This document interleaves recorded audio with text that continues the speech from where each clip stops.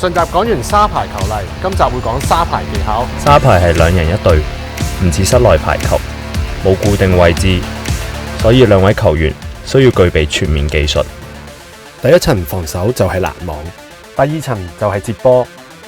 負責接波嘅球員通常會成為攻擊手，而原先嘅攔網手就會做二傳手。如果一傳到位，攔網手會即刻進攻，進行二段攻擊。講完球員配搭，就講開波。常見開波方法有兩種：跳飄球，透過跳起縮短擊球點同白帶之間距離，以較平嘅軌跡過網，縮短球喺空中嘅時間，令對方球員難以判斷波嘅落點。開波嗰陣要鎖緊手腕，同打波嘅正中間，令個波唔再旋轉。喺飛嘅時候，因為外在壓力，會令到軌跡更加飄忽。扣球式透過高拋球，令擊球點更高，從而由高而下過網，加上助跑跳高有助發力，令對方球員難以抵擋。拋波嘅時候要望實個波，並且要利用腕力喺波嘅頂部打落去，更可以配合風向，增加速度或者瞄準落點，令對手難以防守。1號同2號球員會輪流發球。接波同防守兩者動作其實差唔多嘅。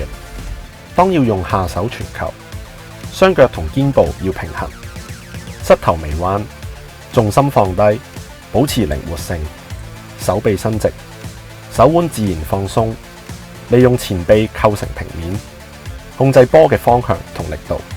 上手傳球係伸膝、伸腰、伸臂嘅動作，配合個波下跌嘅力量，用手指同手腕將個波彈出去。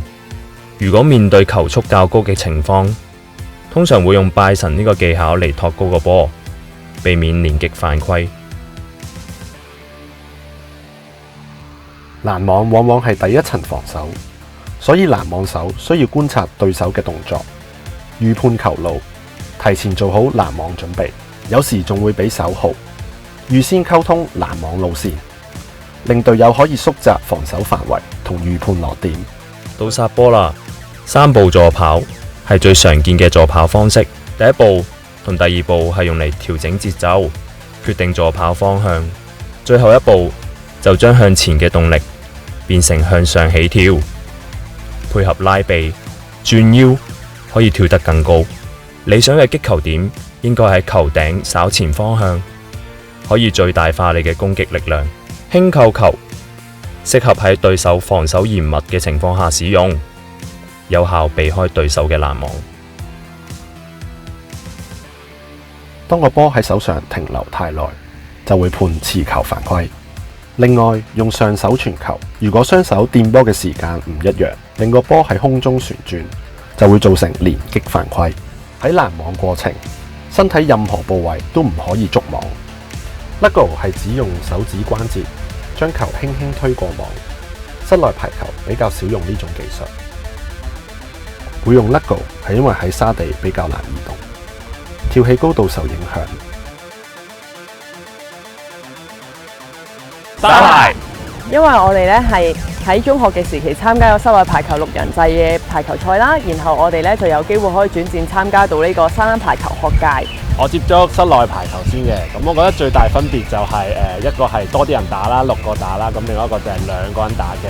咁就算可能touch wood 室內排球受傷嘅都仲有後備可以幫到你，但係沙灘排球受傷嘅真係冇後備可以再睇到啦。沙灘排球需要2個人去負責晒所有嘢嘅，咁例如一傳啦、set 波啦、進攻啦，咁我哋咧就幾享受呢一個過程。慢太陽，我唔係好中意好大，我唔中意大風。放手。咁因為咧過去嗰年我哋都返咗好多內地啦，亦都去過亞洲嘅地方打比賽啦，咁所以如果喺香港舉辦全運會嘅賽事咧，其實係幾期待同埋幾享受嘅。首先我哋又唔使長途跋涉啦，然後我哋又會喺主場地嘅地方去享受呢一場比賽。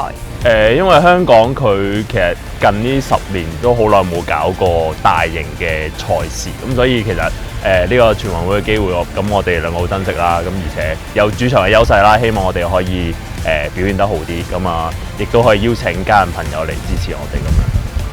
聽完我哋講解，應該對沙排清楚晒啦，記得落場實試啊！如果想知更多關於其他運動嘅資訊，可以瀏覽康文署嘅網頁。